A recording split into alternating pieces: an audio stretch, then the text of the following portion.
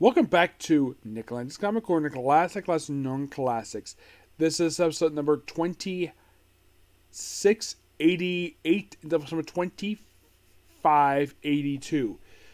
This was discussing two books written by Fabian De Souza. Two characters who are founders of New Warriors and had books in the 1990s. The first one is Nova Volume 2. Here's the cover for the first issue. We're discussing only the first 5 issues of the series, because the next couple issues are collecting an omnibus. Let's get to that. So we're also discussing some of Night Thrasher, the first 10 issues of the series. So yeah, Fabian is the writer of these issues for Nova Volume 2, and it is drawn by Chris Martin. So mostly put, you have Nova here. By the way, in the 90s, because it was a popular thing in the 90s, he has a mullet. Yes, Richard Rader has got a freaking mullet. He apparently he's unemployed, and I'm like, what, the Taylor Foundation can't basically give you a job? Fight some robots, and basically give a recap of basically stuff that happened in the very first line for the series. And oh boy, there's some weird stuff happening here. And Noah basically battles his robots and deals with his unemployment stuff.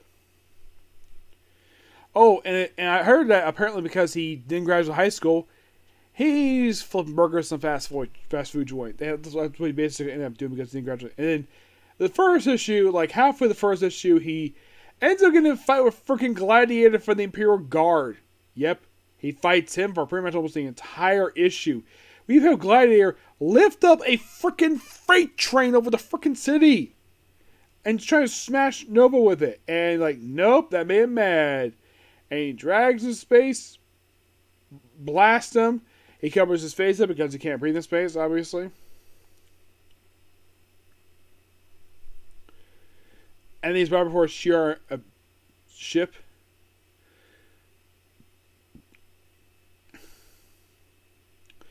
Yeah, then of course he comes home, and apparently it's like Nova Express. So apparently, like,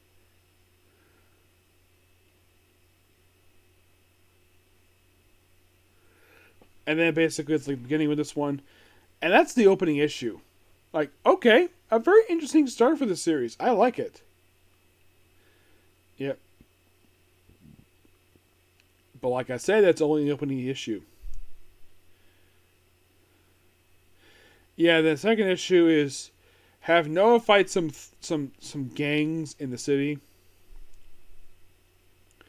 Fights a dominatrix woman who looks like Sirian, but basically about several years before her debut appearance in Marboy. Yeah, it looks like her, but that's not her. That's not the daughter of Dr. Midas. Nope. Similar character, but not really.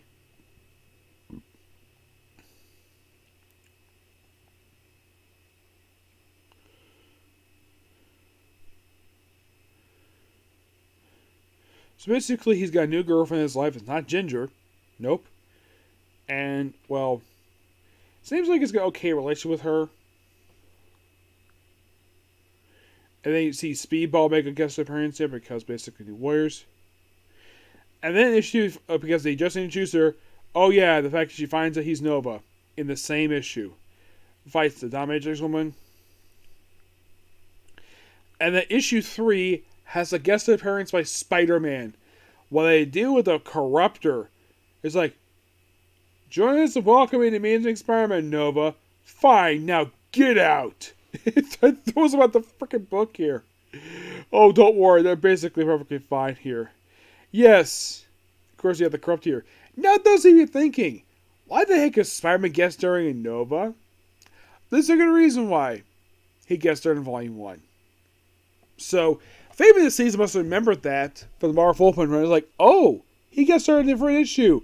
That's a crossover deal with basically the murder of his uncle. So I guess figured out, hey, let's have Spider-Man make a guest appearance for a good sales boost. Yep. I'm like, okay. Yeah, Spider-Man was still doing this thing where he would guest appear with other people's books. And the reason? And I still believe this. He was only here for a quick sales boost. And then, like, we go straight to issue 4. And then we have debut of Nova Double O, who seems like a Canadian superhero. Oh yeah, apparently he's moving people around. And then here's Nova Double O. Yes. Who this guy is, this be a character that Favorite sees I remember reading this originally. This be a recurring character in this run. He would not appear once this one wraps up with issue 18. He never returns to comics. This is the only time he appears in this one series. Who he is, I'm not going to deal until we get to the end of the book. And of course, he actually loses. And then, issue 5 is Return of an Old Villain from Volume 1, who's not been seen in quite a while. Yes, Fresh Meat, Part 1 of 1. Nova flies around at Nova Express, delivering stuff. Runs into his girlfriend, and I believe it's one of his closest. I think it's not his brother.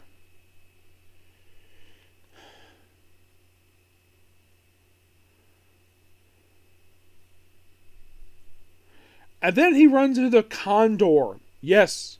Who has been redesigned for the 90s. Because of course he has. Yep. So, he detailed basically what happened to him in the first volume. Just catch people up, people who didn't read the first volume, even though I have. So, yeah, Noah has a 90s rematch with him for this one issue. And then we lead into a crossover with New Warriors in the next issue. Also, the Sphinx returns. Yeah, really good opening 5 issue of this book. I give these issues a 10 out of 10. Really good, nothing bad here per se. Next up, we're talking about the first 10 issues of Night Thrasher, also written by Fabian Nicieza. And also love the first issue cover. Because 90s, of course, they have Hollywood covers. And by the way, this actually has a backup story, which mostly the backup story in this book is basically Night Thrasher visiting a fan of his in the hospital, who basically he tells him his real identity, reveals his backstory.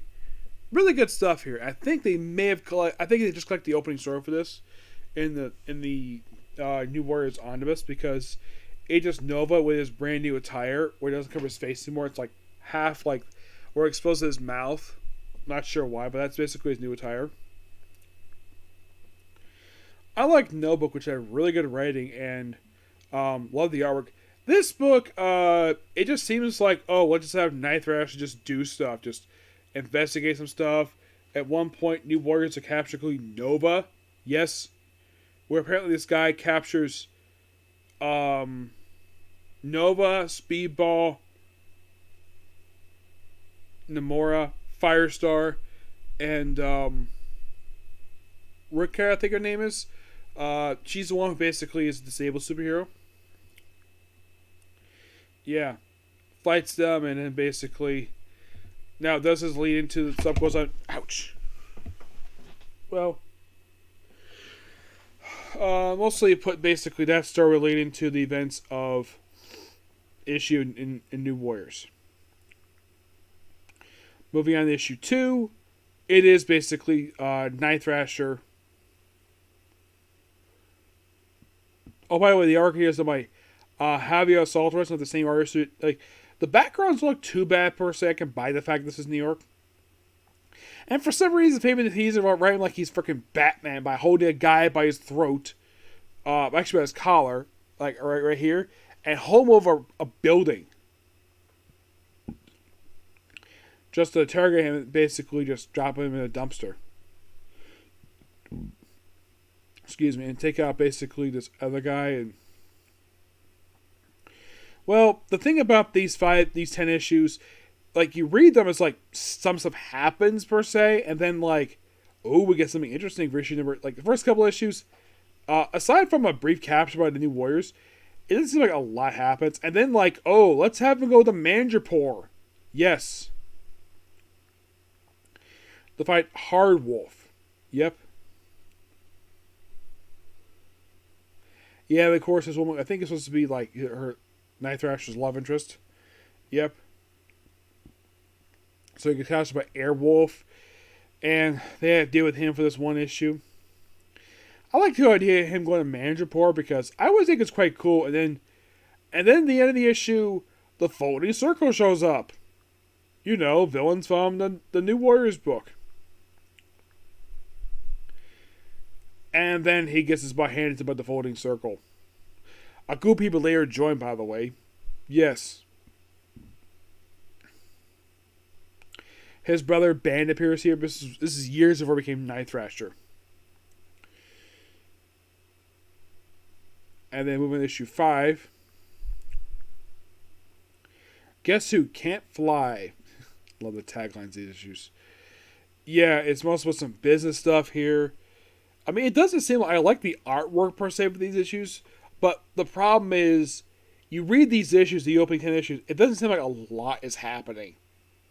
I mean, stuff happens, but not a lot.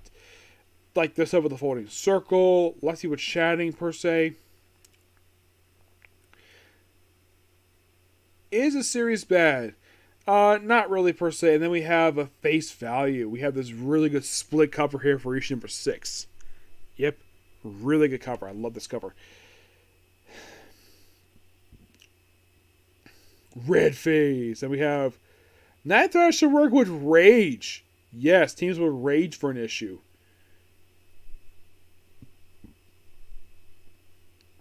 To basically fight some thugs. And then moving on to issue number 7. Brother of Two Arms. Yes, it's a two-part. It starts issue 7. Wraps up issue 8. Mostly put, is basically Night Thrash fighting his brother for 2 issues. That's kind of basically what this storyline is. Issue 9 is Temper Tantrum. You think, ooh, is Night Thrash lose temper? Not really per se, just a tagline for the issue.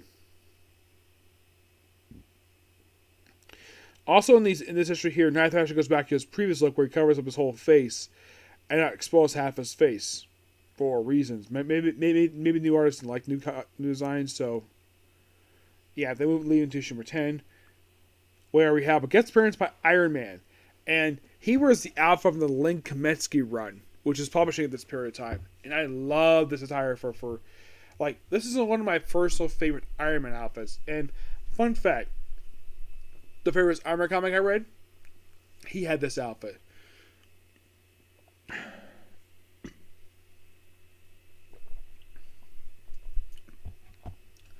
Now, for Spider-Man, it made sense from guest star Nova. Iron Man, you probably would think, like, why is Iron Man guest starring in Nova? No, with Night Thrasher. Well, because they're both rich guys, and they both fund, basically, their own superhero teams. Iron funds the Avengers, Night Thrasher funds the New Warriors. It's like, basically, you could say that Night Thrasher is sort of a low-ranked Iron Man. Kind of. But not really. For one thing, he wears armor, yes. He beats people up. And he's smart, too. I've heard some people describe him as DC's real version of Batman because he's got the same backstory as Bruce Wayne.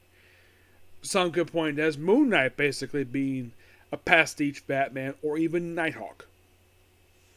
Yes, I've heard the argument that Nighthawk, Nova, Nighthawk, Night Thrasher, and and Moon Knight are considered to be Marvel's pastiche for Batman. But of those three, Moon Knight is the only one that's published in comics. Yeah. Yeah, everyone's Iron Man is really good page here. Like, it's funny with the gun thing, but I gotta love the artist here who did this issue, which is David Bolin Jr. and Frank Turner. Like, I like this. They were when he fought the New Warriors here. And it's a great interaction between Dwayne and Tony Stark. Really good stuff here. And it's a good team up for these two. And then we lead into the stuff with New Warriors with the Time Again story. And of course there's an advertisement for the notebook which we just discussed here. So, for these opening issues, great artwork. I love the artwork for all 10 issues of the book. I would say of these issues in particular, Nova number 1 is interesting at best, but a lot of the issues are just okay. Nothing terrible per se, but if you want to think of the best issue of this whole book so far, these 10 is issue 10. Issue 10 is the best one. That's my opinion, anyways. Yep. I'm gonna give these issues a 8.5 out of 10. Yep. So yeah, that's a particular review. Please be sure to like, comment, subscribe, turn notifications, and do not hit the dislike button. Next up, Machuka Tensai. Okay, next view. Bye.